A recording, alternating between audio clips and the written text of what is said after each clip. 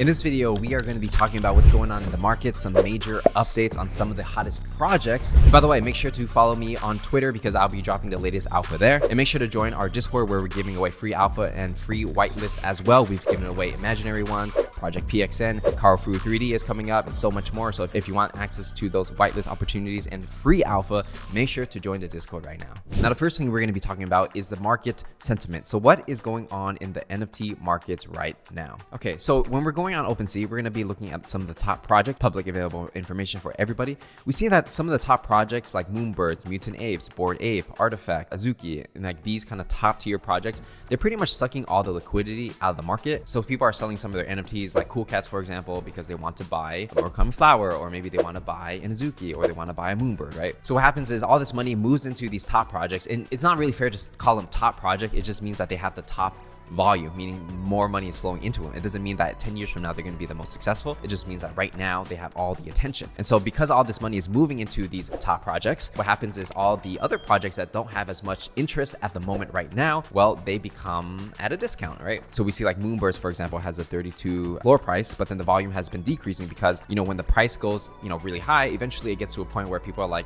is it going to go any higher? Maybe I should take profits and roll it into other undervalued projects, right? So the market always moves in cycles like this. So like a Mutant Ape right now is going up like crazy. How far will it go? Can't really say for sure, but there are going to be some people where maybe it gets to the 40 ETH and they're like, all right, well, time to take profit and roll it into something else, right? And so you have to understand like nothing really goes up forever. It goes up and down in cycles. So if you catch those waves, well, you might be in a very strategically beneficial place. So scrolling down a little bit, the top projects in terms of volume, right? We're going to see like Mutant Apes, Murakami Flower, The Beans, Clone X, V Friends Season 2, nothing new over here. Dudos, for example, in the last 7 days, the volume was down 70%, but in the last 24 hours, it's up almost 200%. So you see people rolling in profits into these other projects, right? Cool Cats, not doing too hot. I would imagine that people might buy Cool Cats again if they are able to, change their narrative. And we're going to talk about that in a little bit. We might see some other undervalued things like Imposter Genesis. It's been losing volume, but maybe that may pump up again. Project Gojira, Invisible Friends, Karofru, Llamaverse. These are all projects that could potentially benefit from, people rolling their profits into the top projects into the next tier, and basically the cycle will continue again. All right, so real quick, we're going to be talking about the next project, which is going to be Moonbirds. So Moonbirds obviously is one of the most hyped projects right now. So when we are looking into icy tools, the floor price overall has been increasing, but recently it's been decreasing a little bit where the volume has been dying down. There has been that rush of hype, and basically they had this amazing run, and now people are starting to sell, and then the price is starting to get more even, and it's not like, it doesn't look like a lot of volume is moving back into it because they already sucked up so much volume. And we can even see the average price and the floor price is actually decreasing over the past day. It doesn't mean they're going to keep decreasing. It just means that in this period of time they decreased. But what I want to talk about is Moonbirds nesting, and actually was looking more into this, and actually is really quite smart. So essentially for NFTs, a lot of times they will create certain incentives for you to hold your NFT, right? Meaning that instead of people flipping it for profit, they're like, okay, we don't want you to flip it because we want you to hold it. We want to build this community. So we got to incentivize you financially in some way for you to actually hold it. Now, in the past, what they've done before, we've seen it with like Kaiju Kings, Cyberkongs, even Llamaverse, Project Gojira. They would create a token. Certain projects like Cyberkongs, you don't have to stake. It just accumulates by itself. Other projects, you have to lock it up in a different contract, which is staking. Different projects have different methods, but essentially they're rewarding you and saying like, hey, if you just hold your NFT and you don't sell it,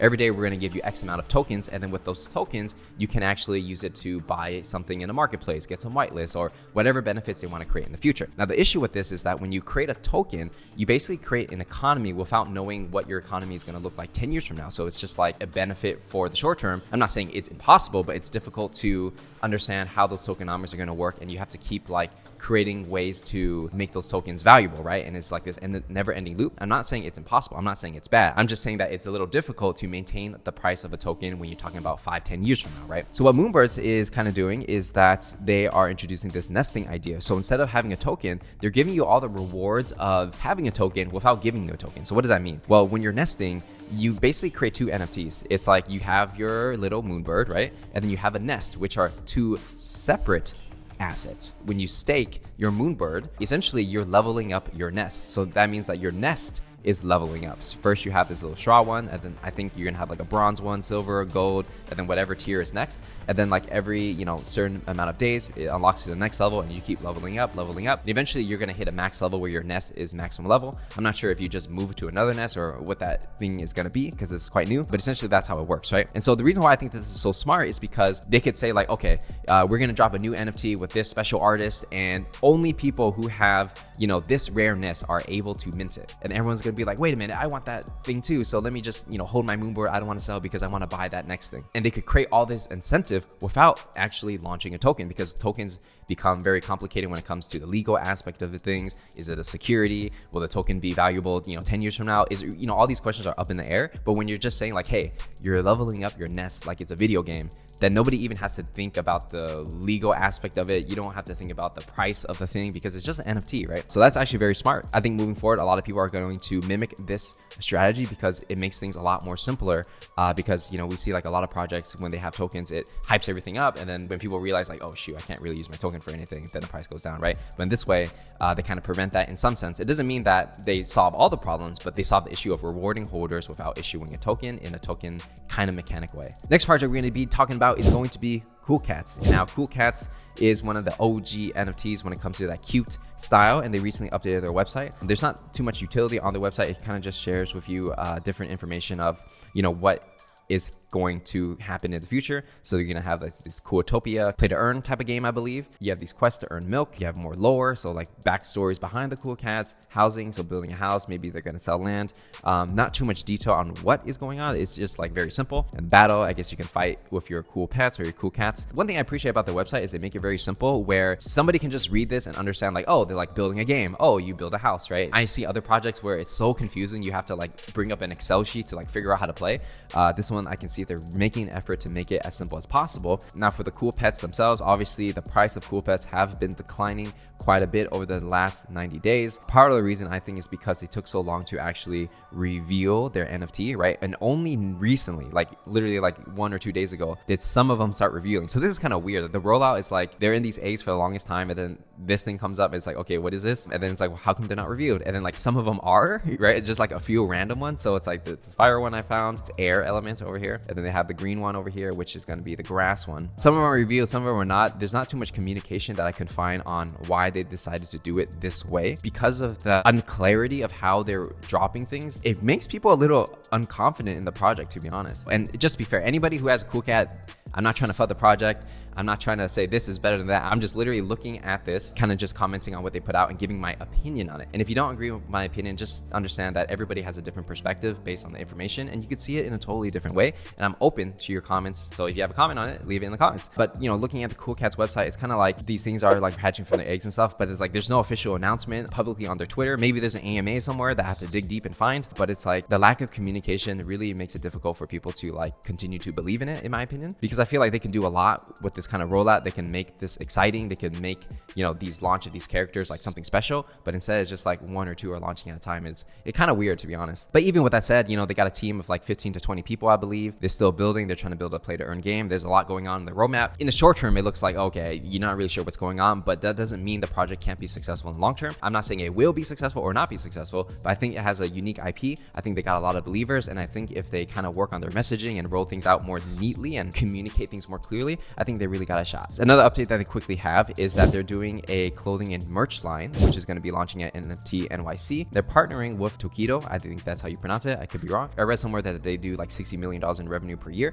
I could be wrong, but it depends what you find on the internet. But yeah, it seems like they're going to make clothes and toys and things like that. And I'm not sure if people are super excited about this. I think it's cool that they enter in this category and they have IP and they can make revenue in some way. I had a cool cat before, but I sold it quite a while ago. But if I was a holder, I would be thinking like, okay, like this merch thing is cool, but it's more important for my cool pets to hatch first, right? I'm sure they have their reasons and for what they're doing, but yeah, they're doing a toy line, but we'll see what the future has in store for them. Now, the next project is pretty under the radar, but I think it's actually pretty cool, and that is going to be the Carton by Lyrical Lemonade. Carton is going to be a very limited collection with only 500 units, 357 owners, floor price is 2.7. I believe the mint price was 0.5. And the interesting part is that I didn't even know this dropped until today, right before I made this video. So if I knew it dropped, then I would have minted it 100%. So it seems like it came out on April 6th. So it's like totally under the radar. Now, for those of you who don't know what Lyrical Lemonade is, it's a YouTube channel with over 19 million subscribers. And basically it started by this guy, Cole Bennett. Essentially, he was doing like these underground like rap music videos, which were like super sick, especially when it came out. Like I used to watch like every single music video at the time. And then they expanded into this whole like media production, creating music videos and content creation for some of the biggest artists. Well, you wouldn't call them the biggest, but then they're like underground biggest, but like Ski Mask the Slump God, if you're into hip hop, Lil Durk over here, Lil Tecca, Post Malone, Lil Uzi Vert, Juice WRLD. You know, this is where I actually heard of Juice WRLD for the first time. You listening to his music videos, and if you go back to their history, you know, oldest videos, I mean, his YouTube channel started 8 years ago. You know, he's at these shows recording videos, so it's like, this is actually a pretty sick brand. So it's interesting that they would launch a collection and they completely sold out for 0.5 ETH, right? Why that to me is interesting is because they didn't have to go through the Twitter AMA press run. They didn't really have to get, you know, do whitelist giveaways and you know, like sell into the crypto world. They really just got their core fans, people that may have already knew what crypto and NFTs was, or maybe people have no idea what an NFT was, but they, you know, really messed with Lyrical Lemonade and they, you know, wanted to buy this thing, right? And I really respect that, because I think in the future, moving forward, it's like you don't always have to appeal to the crypto world, because the world is so much bigger. And I feel like the brands that can just tap into their current audience that they're building, like Lyrical Lemonade, this literally has been building up for like 8 years. Why don't you just go directly to your fans, people who like has been supporting you for so many years, and create a cool product, right? I think for people who know what Lyrical Lemonade is, this is gonna be pretty dope for them. For people who are just in the NFT space, they're gonna be like, this is whatever, right? Because they don't really listen to hip hop, they're not in that culture. But essentially, they got this website over here. And the way I look at it, you know, kind of reading it through, it's kind of like an NFT that's like a membership pass for their community, right? So you're gonna have different benefits like whitelist spots for every future Lemon release. So that's interesting, because if you believe that music NFTs are going to be a thing of the future, Lyrical Lemonade has 19 million followers. So literally any person they make a music video for, that person is going to get millions of views like right off the bat. So if you have a Lyrical Lemonade Carton, then if you're able to buy those exclusive NFTs for an up and coming artist, when that artist becomes big, you got that first NFT, right? So I feel like that could be like very valuable. They're going to do music festivals for the next 3 years. So, you know, Summer Smash Music, which is sick. Merchandise drops. Okay. If you're into exclusive merch, private Discord access. So I think these two are, you know, standard, but then the whitelist spots for these specific Lyrical Lemonade releases, I think that would be the most value, because it's like, if you pick the right artist and you mint all the up and coming artists, then it could potentially be value. It could not, but you know, that's a risk you take. Shout out to Lyrical Lemonade. You know, I'm gonna think about buying one of these later on if the price ever drops, if it drops. But yeah, something I'm definitely interested in. And the last thought I want to leave with you guys is that something I've been noticing over the past few months is the projects that are able to expand the pie, meaning they are able to bring in new people into the NFT markets. Those typically are the ones that, you know, where the floor price goes crazy and they seem like they're going to be successful in the long term, right? So if you think about the crypto NFT market, let's just imagine, right? We're going to use NFT Go for this. Numbers aren't going to be totally accurate, just throwing it out there. So like, according to this, if you take the top projects and all the other little projects put together, the market cap of everything is going to be around 18.5 billion, right? And I think that's like multiplying floor price with how many units they have, but it's not going to be totally accurate. It probably is less, or could be more. I don't even know. But let's just say it's 18 billion, right? If the market never expands, there's $18 billion in the market, meaning if one project increases in price, another project has to decrease in price, because that money has to flow over there. And so a lot of times when the crypto market doesn't expand, or the NFT market doesn't expand, it's really like you're playing a game of poker where money is just shuffling around. And then by the time you want to quit, it's just asking yourself, how many chips do you still have on the table, right? And that's what we call a zero-sum game, meaning if someone wins, somebody has to lose. Now, realistically, the NFT market, it's not a zero-sum game, because more and more people and more chips are being added into the ecosystem every single day. So for me, what I'm looking at in a project nowadays is like, what are the projects that are actually expanding the pie instead of the projects that are just trying to like suck up other people's money, right? So if you look at, let's say Gary Vee, for example, he has a huge audience of millions of people that just love everything that he does. So when he launches an NFT project, people who have no business or no idea what an NFT is, they're going to buy Gary Vee's thing because they trust Gary Vee that much, and he's bringing new chips into the table. So he doesn't have to compete against other projects. He doesn't have to say, oh, my project is the best, that's why you should sell your thing over here and buy mine. He just puts it out there, and his audience that are already diehard for him are going to get into NFTs and buy his stuff. Similar to Lyrical Lemonade, they already have an audience of 19 million followers. They're only selling 500 units. So if they just sold 500 units to 19 million people, of course they're going to sell out. Of course they're going to charge high, because, you know, they have a huge audience and they're only selling so many things. So that's expanding the pie, right? They don't have to go do the Twitter AMA press run and try to convince everyone to buy. They just say, hey, we already built an audience in Web 2.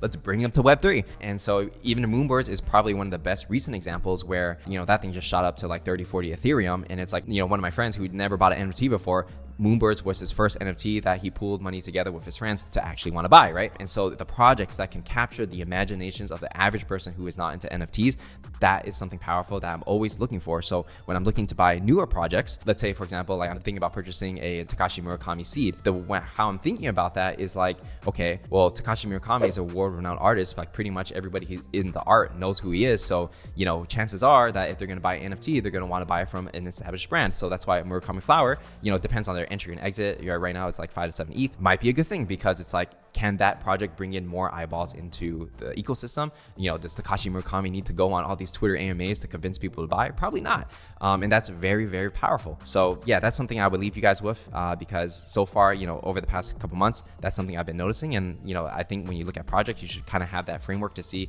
if it applies to the ones that you want to buy. So if you enjoyed this video, make sure to follow me on Twitter, join the Parallax Discord if you want some whitelist giveaways absolutely for free, and I will see you guys in the next one.